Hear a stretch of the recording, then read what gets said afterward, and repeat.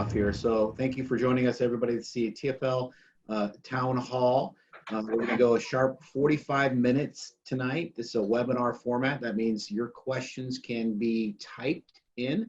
We're going to have a ton of information. Try to limit your questions to the subjects that we're going over at the time. We've got a lot of slides, but if you have questions during that time, type them in. Your questions will either be answered live or there'll be a typed response from one of the panelists. If we do not get to one of your questions, a response will be sent to you via email after the meeting. In fact, we'll send out all the Q&A to all the panelists after the meeting.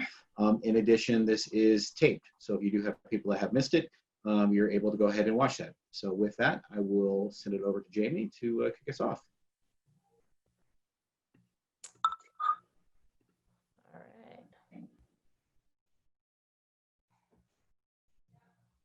Sorry, getting my presentation ready here. So just to echo Tim there, welcome everybody, and I do apologize if there was miscommunication on some of the times. We've got 5 webinars this week and dealing with a couple different time zones. So apologies there, but the whole goal of this from an Alliance standpoint is we wanted to just provide information. We know there's a lot of questions out there, and we just wanted to get straight to the facts from an Alliance level and from the team level at the league level too. So we're gonna fly through a lot of information, but let me go ahead. I will share my screen and we will get started.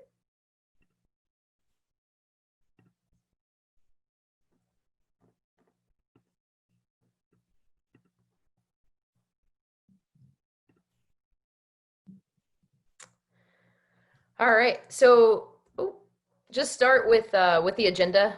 As I mentioned, we're going to have a lot of information, and it's going to start from an Alliance level in regards to just what is the Alliance. I think, and some of this might be repetitive. Hopefully you get some new information, but just explaining again what and who are the Alliance, how do the leagues like the Texas Fastpitch League fit into it. We're going to review the registration process particular to the Texas Fastpitch League, and then going to hit on just the member benefits. I know that's something I'm really passionate about and excited about, because that's a culture change of what we're trying to do and add value to the coach and to the athlete. And then David and his team are going to get into more of the Texas Fastpitch League specific info, from points to schedules to stats to postseason. And then I'm going to come back, talk about interleague play, the Alliance Fastpitch Championship Series, which you guys will be the first really to hear about this in Texas. And then just next steps and who to contact with what questions. So if you have a question relevant to one of these topics, we ask that you hold off. And when we get to that section, please feel free to submit that in the chat box. So just to start, as I mentioned, I'm Jamie Lowprice. If anybody who doesn't know me, I'm actually originally from Texas. And I'm now the executive director of the Alliance Fastpitch, and I'm going to kick it over to our Alliance team who's joined the call, starting with Tim. It's a quick intro. How you doing? My name is Tim Gorman, financial director. I'll be helping out with insurance, financial needs, and anything business related. And sorry, I don't think Travis is on here, so Mike, I'll kick it to you. I had to get out of the sound here.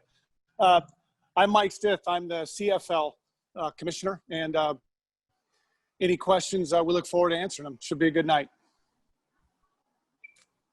I'm Tony Rico. I'm deputy commissioner of CFL, president of Firecrackers Softball, and part of the Alliance leadership. And David, I'll let you introduce your team.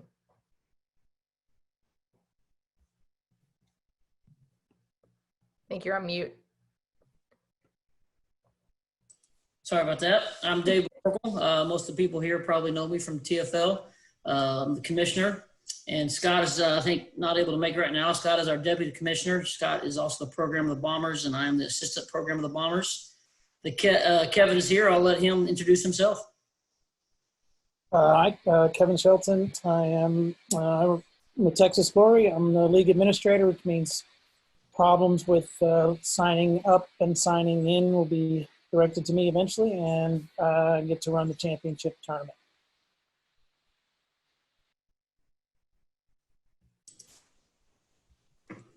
Casey Jackson's on the call. He is the Impact Golden Health for the South Conference. He's the Impact Golden head coach. Jazz? Sorry. Casey is the Director of Player Development. I want to make sure I say that. I'm Jazz Jackson-Vesley. I'm the Program Director of Impact Gold, and I am the TFL Junior Director.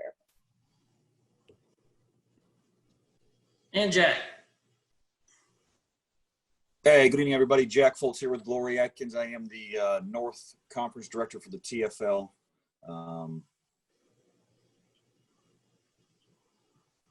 Thank you. All right, so I appreciate that. And just to go ahead and get into this of what is the Alliance, and I put a lot of things here, but basically to summarize, the Alliance came in and the Texas League actually kicked things off. And we've come in here on the back end and helped bring all these member leagues together.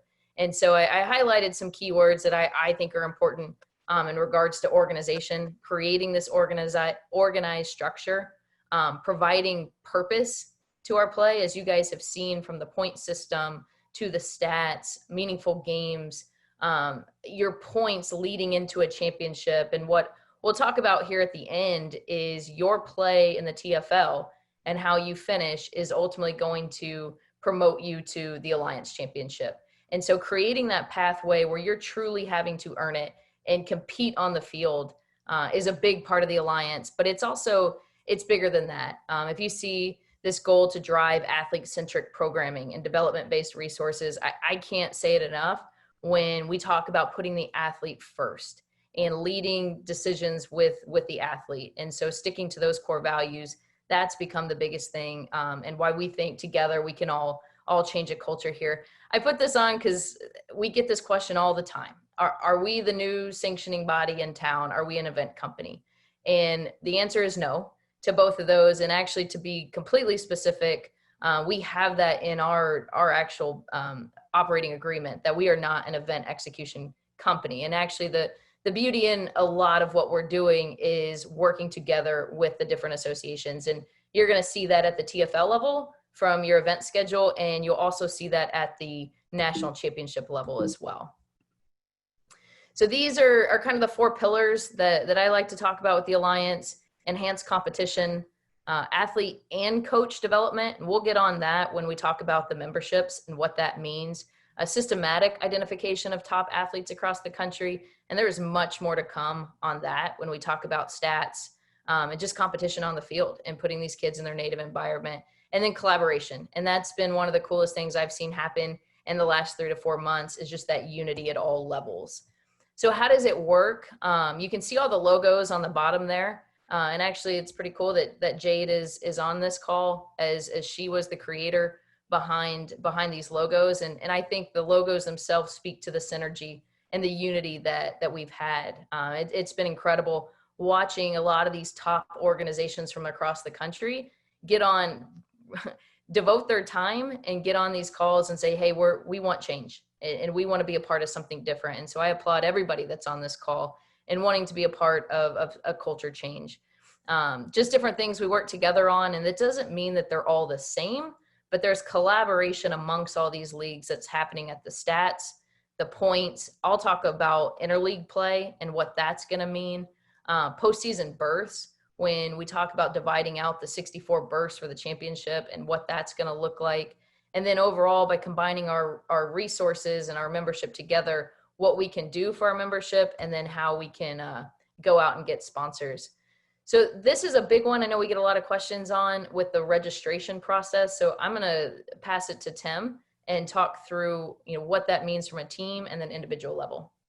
Tim? Yeah, perfect. So just the 30,000 square foot here is Texas this season has its own registration process to register its own teams. So your initial payment and your registration is with Kevin and your own system that's over there. We do ask that all the teams still join the Alliance and their member league through our registration process. There's not an additional cost from a member league standpoint, but it will put you in the systems from a stats and from a tracking perspective. It will also allow all of your players and your coaches to join the Alliance, which will provide insurance, safe sport, and a bunch of other things that we'll get into later. So the number one thing you need to remember right now is the coach or the team admin creates the account in the member league. That person will then invite the parents. The parents create the account for the player, okay? I get that all the time. Parents create the account for the player, then the player joins the Alliance. They're automatically then synced up to their team. If they do that right there, everything should be okay. If there's a problem, send an email. We'll help get you squared away. It will either go to myself or to Kevin, but we've literally onboarded thousands of players, and for the most part, 99% of them done pretty smooth.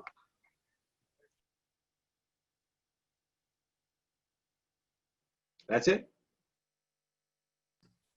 Do we have any questions on registration?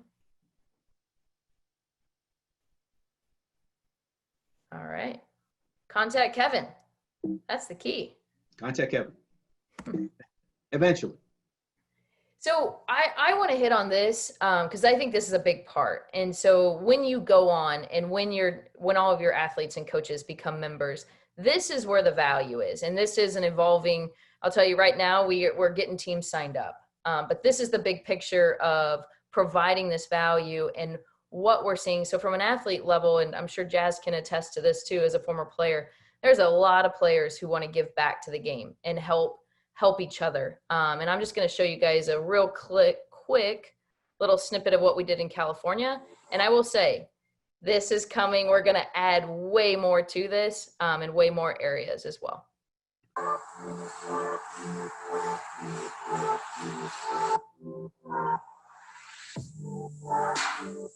was going to be a nurse, and then I was going to be a teacher, and now I'm a coach. So, I mean, I feel like kids at 14 don't really know what they like.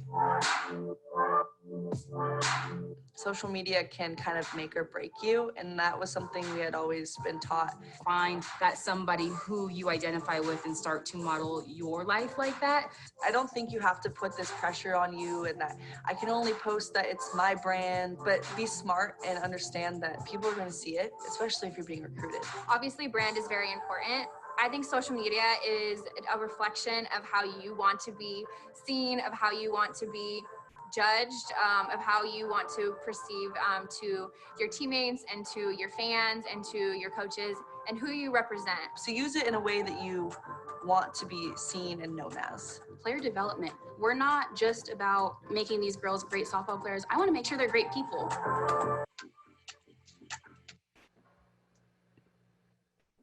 Sorry, because we're limited, I want to make sure that we get through everything, but just a snippet of what we're going to offer and having that digital access, digital learning. So to start here at the top, the individual insurance is a big thing to protect the player at practice and in the games. If you have insurance already, we're going to talk about that.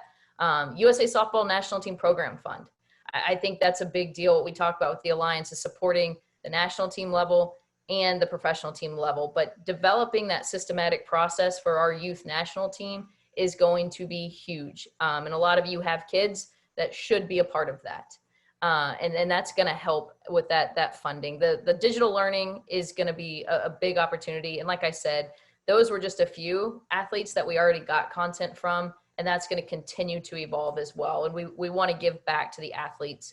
As our partnerships grow, there'll be opportunities there for the Alliance members with our partners. And then we're in the process of creating a youth athlete advisory council that we'll announce for each league. And this is really the off the field leadership and development for our athletes. So there's gonna be a lot more. We're gonna empower the players to have a voice and then the ability to be selected as well for,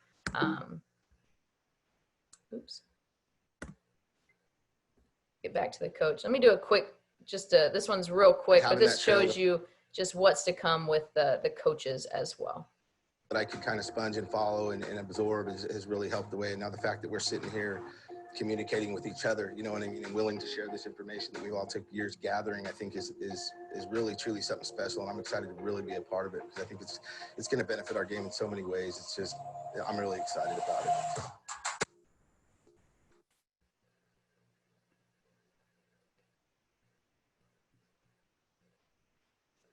That one's much quicker, but just a glimpse again. Right now, we have over 700 youth coaches registered, which is incredible.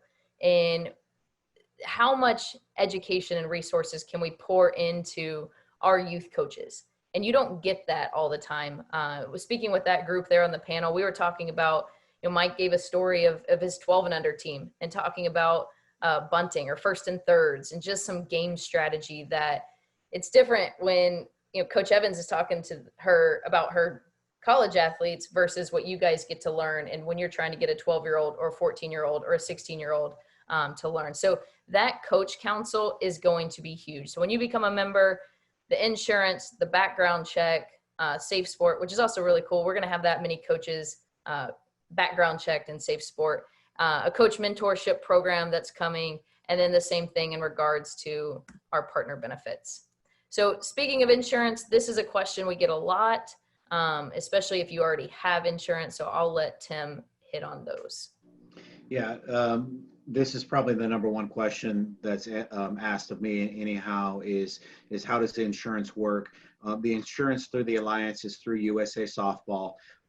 It's included at the individual athlete and coach level. For the coaches, it does include the background check and the Safe Sport as well, which we think is a huge benefit to all the players and the teams. The other question is, what if I already have insurance, either through USA or through somebody else? And the answer is, we accept it. It's discounted. You'll just have to put it in during the registration process, and we'll work with you, but your membership in the fee in the Alliance is reduced by $15 a person. The total Alliance fee is $45 for the player and $50 for the coach.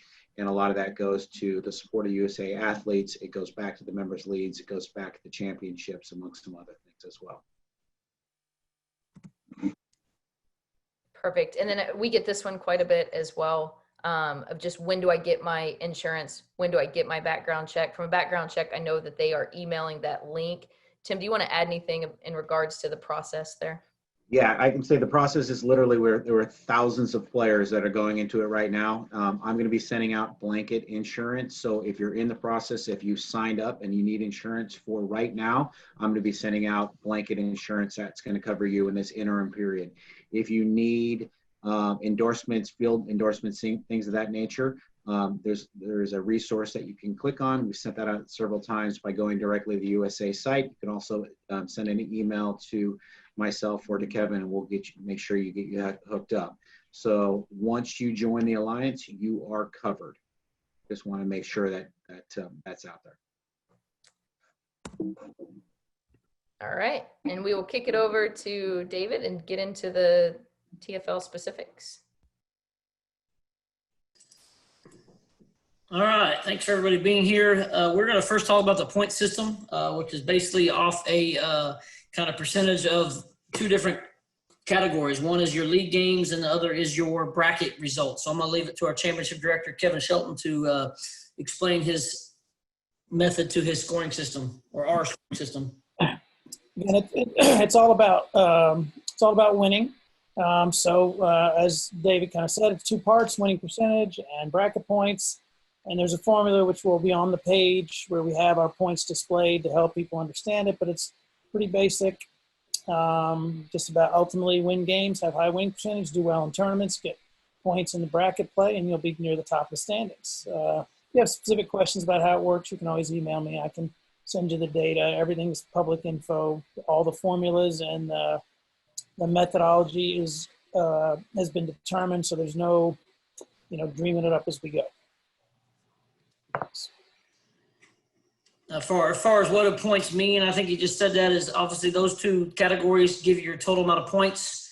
And then the standings are, the number one ranked team will be the team with the most points. And that'll be constantly changing every weekend. Kevin usually updates that by Monday morning, Tuesday at the latest.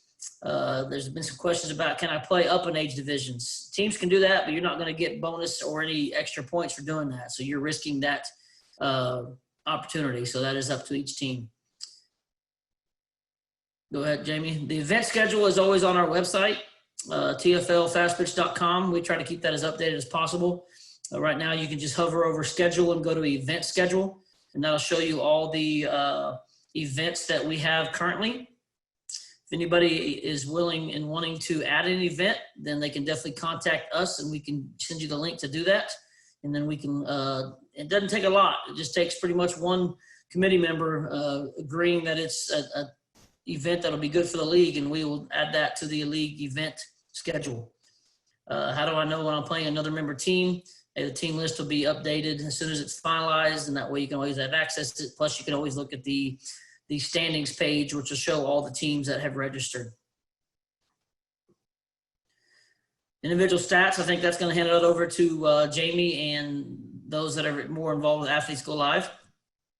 Yeah, and Tim, I don't know if you have the ability to pull up Katie here, and as we're doing that, we've had a lot of ongoing conversations with Athletes Go Live. What I love about them is they're softball. They get it. They understand the growing pains that happened this summer. You guys had to test a lot of those out, so appreciate Texas doing that.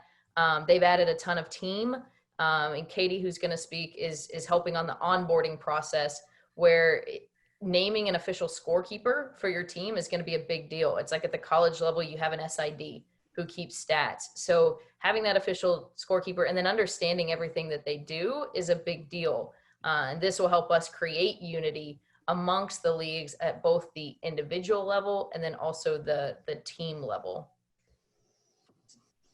Tim, are we able to? Yep, Katie's in. Katie, if you unmute, you are live. Hi, everyone. I'm Katie Stith. I was recently brought on to Athletes Go Live to help support many of you with onboarding and training, basically tackling the what ifs, what do I do next? So those of you that are already registered with Athletes Go Live, hopefully you're finding some of the training tools and webinars that we've been doing valuable.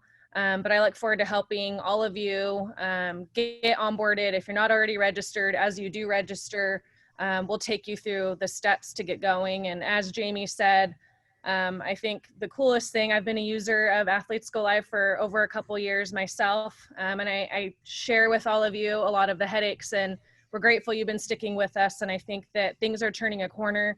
And I'm looking forward to things continuing to improve and supporting all of you with getting going with AGL. If you have direct questions that I can help out with, you can email me at onboarding@athletesgolive.com. And I watch that pretty closely. So if you need help getting started, what's next, if you want to join a webinar, if you want me to take your organization or teams through training to get started, I'm happy to set that up with you. Is there anything else you guys wanted me to cover specifically? No, thanks, Katie. We do have a question. I'll let Scott, because Scott answered it through typing, but I'll let Scott kind of speak a little bit about rosters. I know there's a lot of questions on rosters, and we've been kind of working diligently about the best way to do that without it being a complete headache. But I'll let Scott speak. Yeah, hi. Basically what we're asking everybody to do is get your roster and your players taken care of with the Alliance. And as a coach, you would be able to print your roster off your Alliance dashboard. And at each kickoff event, so the North kickoff, the Central, and the South kickoff event, prior to playing, you'll turn your roster in. You'll check in, turn your roster in, and that'll be your roster for the fall. Those rosters can be added to or taken away from throughout the entire fall, because you have players that you're adding to your team still, or whatever that might look like.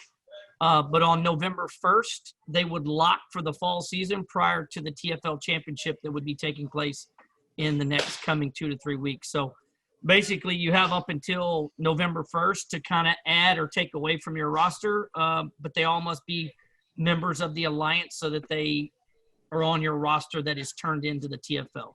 So that's how that would work. And I'll add to that, any player that may switch rosters before November 1st, that player just needs to take it upon themselves to get switched from one roster to the other. And then on November 1st, they're, like you said, it's locked, and that's what you have to use for that date. And then, if you have a player playing with you in a TFL event, playing during a TFL game or bracket, and that is not on your roster, you risk forfeit because you're using a player that is not on your Alliance roster. So just make sure before you start every weekend that kid that is going to be playing for you is on your roster under Alliance. And it's a pretty quick process. I think it took my whole team maybe 12 hours to get the entire team signed up and registered for Alliance. So it's a pretty clean process as long as it's done correctly.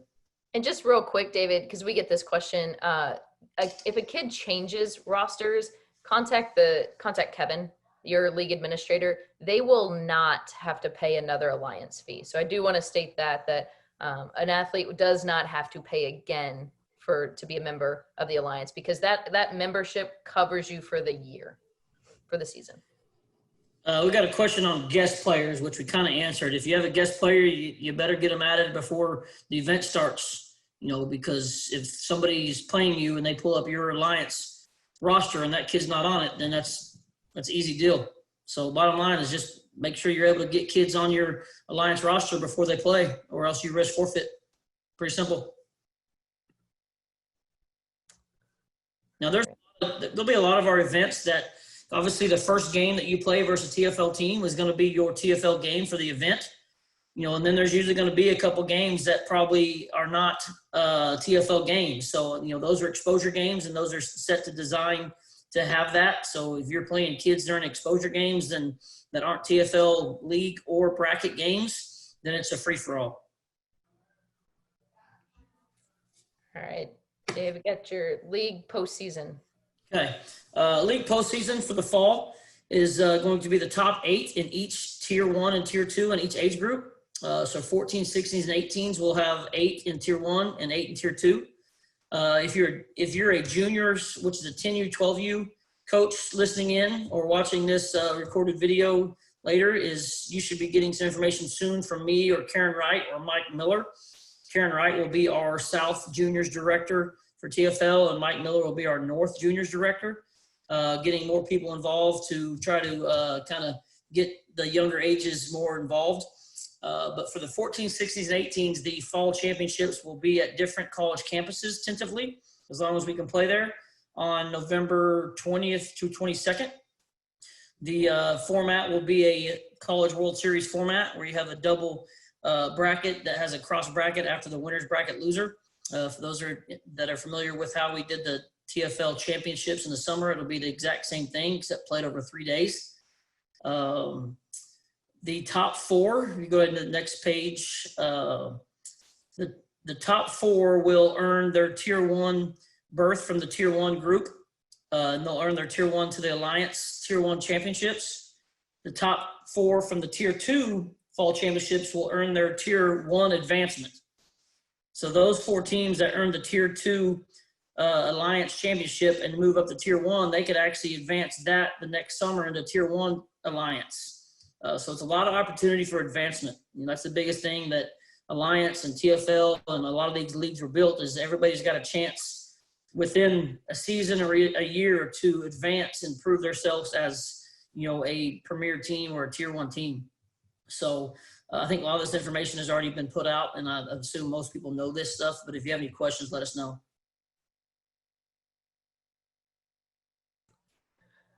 All right, and so going into this, and I was going to cover it, Scott, if you feel comfortable talking about the interleague play and what is interleague play, put the definition on here, because we get this question a lot. So what if I play a team from another league, and what is that going to look like? So Scott, I'll throw it to you. Yeah, I appreciate it, Jamie. So interleague play would constitute a team from a different league. So an example would be the California League. Quite a few teams from California are coming to Texas and playing this fall due to their current playing situation. So when a Texas League team, a TFL team, plays against a California League team, then that is an interleague play event. And that game will matter. And what will take place is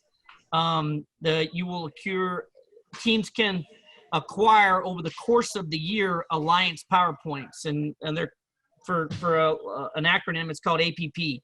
So your APP point system applies to both tier 1 and tier 2.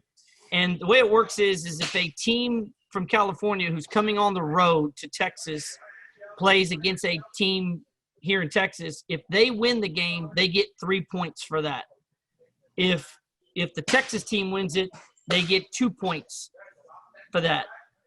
Because there's more of an point ways, it's better for the road team. It's tougher in that respect. If you lose either way, you get a point. And so a good example is like this. If you had a game though that took place on neutral ground, for instance, Colorado. For instance, California team and a Texas team match up and play in a game, then that would be a neutral ground game. Then it's 2 points and 1 point, just like it's a home game for either team. Those points rack up throughout the season. And imagine them just like college softball with their RPI. So once your team makes it to the Alliance Championship Series, those points that you've acquired throughout the year in interleague play will help establish your seeding. Will help establish the top 16 seeds, whoever has the most interleague play points. So it doesn't totally entice you to go out on the road and play a bunch of interleague games. But if you do play an interleague game, there's a benefit to that, and you have the chance to acquire APP points for that. Jamie, real quick, we have some questions that go back on some of the schedules. For league games, the objective is for tier 1 to only play tier 1 during league games. Now, for exposure games or event games that aren't league, that it could be tier 1 versus tier 2. It could be a lot of different things. But as far as league games, it will be tier 1 versus tier 1 or tier 2 versus tier 2. There will not be objective is not to have any tier 1 playing tier 2 for league. As far as brackets, there could be a time to where tier 2 gets pulled into a tier 1 bracket or gets invited to it because they're the next man up for an open spot. Is those points will be obviously tier 1 points will be a higher weighted points than a tier 2 points. Kevin, do you have anything to add to that as far as from the point system? No, the brackets broken down by, the level of bracket and the number of teams that are in the bracket. So the bigger the tournament and the higher level of competition, the more points related to that event. But that's all established already. So, you'll be able to see it afterwards and see how the thing was broken down, just like we did this summer. All right. And Scott, I appreciate you on the interleague play. And I know this is something with the Alliance PowerPoints. I think it's going to be a lot of fun. When we talk about the Alliance Fastpitch Championship Series, the key with this is you got to earn it. You have to earn your way there. There are no invites. There's no at-large berths. Everything will be earned through league play. So what we've done as the Alliance, at the tier 1 level, there will be 64 total berths. That's at the 12s through the 18s. For 10s, it's probably going to be at 48. And we've divided those amongst the leagues based on, for this year, how we feel appropriate based on level of play and total number of teams. So Texas, goodness, correct me if I'm wrong, I think it's 12 total for the top 64. So those 12 berths that Texas has will be divided amongst your fall, your summer championships, and any other events that the league deems as a qualifier for that. So Jamie, go ahead. Jamie, I'll jump in real quick. I think we talked about this, and a lot of people probably should have read this because it's in writing, but there'll be 4 berths from the fall championship, and then the other 8 will be from the TFL championships. But the 4 that earn berths in the fall will have an automatic entry into the Lone Star. That way they don't get in anybody's way, and the final 8 will meet those 4 and be a top 12 rather than a top 8 in the Lone Star Series. Perfect. And so what we've done is allow the leagues then to determine that. So you've got to compete at the league level, earn your way into this Alliance Fastpitch Championship Series. So that's how you get there. The format's going to be very similar to what you guys did this summer. So once again, thanks for being the guinea pigs of doing that. What we've done is actually extended 1 day so we can do a best 2 out of 3 championship series. So if you're looking at this, it's just like going through the Women's College World Series. And we talk about preparing kids. This is a great way to do it, where you're going to be in regional play. You got to win. You got to get out of your regional. You got to go and beat one other team in super regionals. Then it's headed to an Elite 8, and then the championship series will be best 2 out of 3. I absolutely love it, of figuring out how to beat somebody twice. And this is... Jamie, let me add in real quick, is some of the questions that may have been is if a tier 2 team is a top 4 in the fall and gets their tier 2 berth to Alliance, and then that team goes and earns a tier 1 berth, and obviously that opens up a tier 2 berth, and we'd add in from the bottom, or not from the bottom, but from the next man up there. So, you know, there's a lot of opportunities for a lot of teams. All right. So this has been, I know, the big question, and what is the end game with this? I understand this is incredibly important to coaches and to athletes. We want to play for something.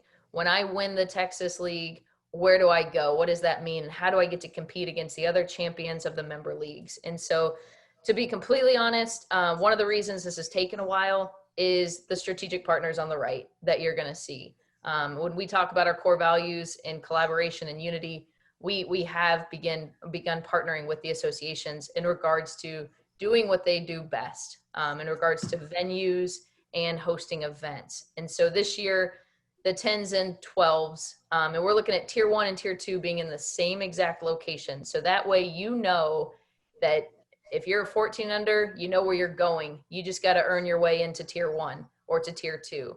Same thing with the 16s and 18s. So we know tier 1s and tier 2s are going to be in Oklahoma City. You just got to earn your way into that tier 1, that top 64. I gave a time range just to be a little bit more concise on this slide. As I mentioned here, 6 days is the max, and that last day is just part of the championship series. So you're really looking at a 5-day national championship event. Again, it goes back to the focus on the families and a short championship, get them in, compete, and not having to stay a bunch of extra days. Venue and location was incredibly important to us. I was an athlete many years ago. When you're playing on that stadium field and the quality fields, that's a championship.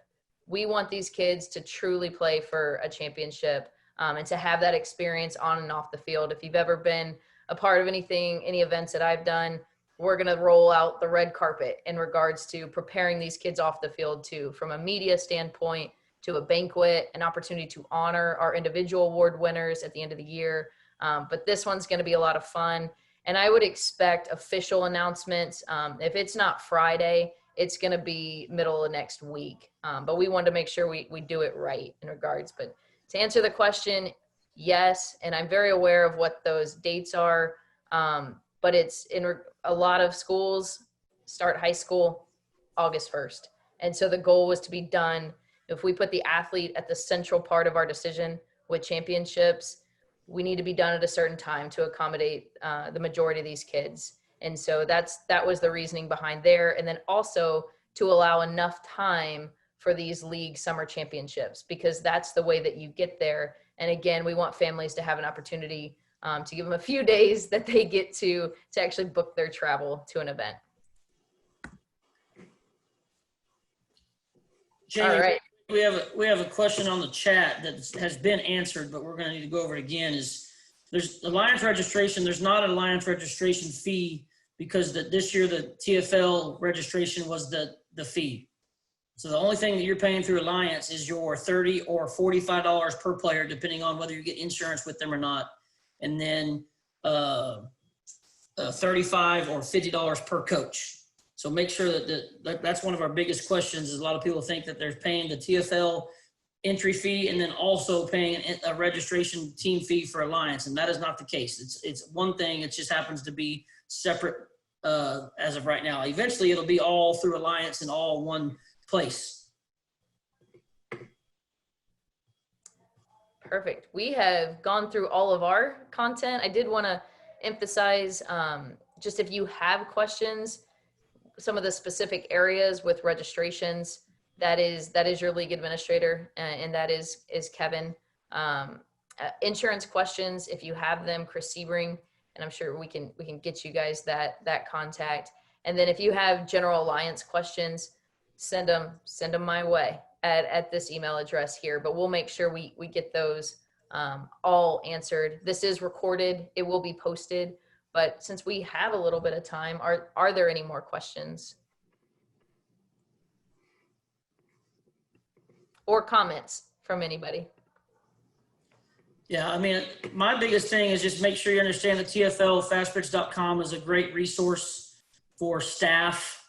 If you want to go find contact information for a certain thing, you can go find the information there. The event schedule is there. The registration is there. You know, there's also some bells and whistles on the front page that has logos. If your team logo is not on there and you're playing in the TFL, shoot me an email with your logo and I will get it to Jade to get it loaded on our website. We want to make sure everybody is involved and recognized. And so just, you know, make sure that you let us know if you have any questions. There's a question on, this may be a Tim question. Can you see other teams' rosters?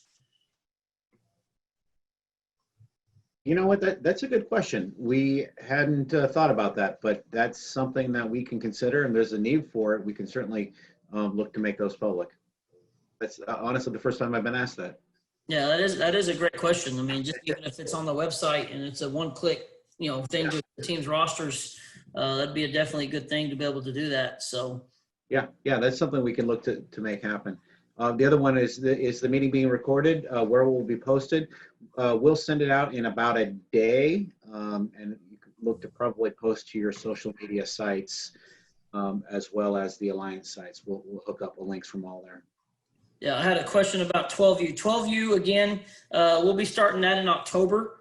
You should be getting some information from me, Karen Wright, and Mike Miller. Again, Mike Miller is the North Juniors Director. And then the South Junior Director is Karen Wright. And then obviously me and Jade will be, me and Jazz will be helping with them kind of get that started, but they're going to roll with that. So we're trying to get as much support in for those younger ages to get them going to do what's best for those kids.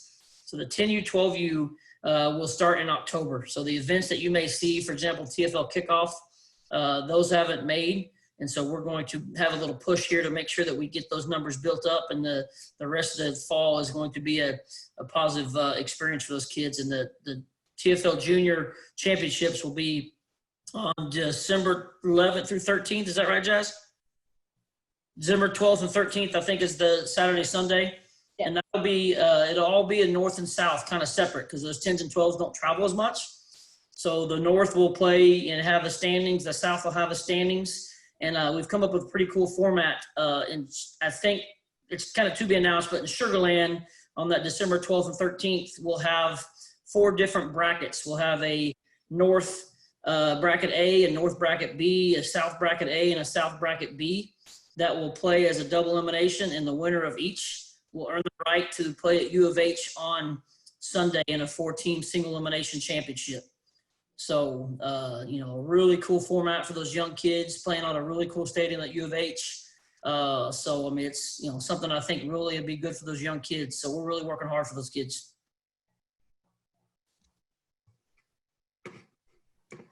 All right. Well, before we close it out, I always like to pass to one of the best closers I know. Tony, do you have any words of wisdom on what this whole thing is? Thanks, Jamie. Just the word that comes to mind is connectivity. You know, just my personal experience in 30 years at the top of the industry has always been disconnected from the bottom of the industry. There was never that much connection. Hopefully we're showing right now that by giving you a voice, answering your questions, that we want to close that gap. We totally understand that the burden of that responsibility falls on us. So the distrust that is there in our industry, the distrust that is there with people in our positions, the people wondering if this is a money grab or if this is a way for us to grab players, it kind of hurts me in the heart a little bit to know that that's the reality of how people perceive it, but it's exactly why we are in this position. I could look at the people on this line on the call that we see on the panels right now. We all started in the same position that everybody that's attending this meeting, we all started seeing each other on the field. And I don't always mean to go to deep waters, but it's really through, I think, like most of the people on this call right now, we've experienced tragedy with.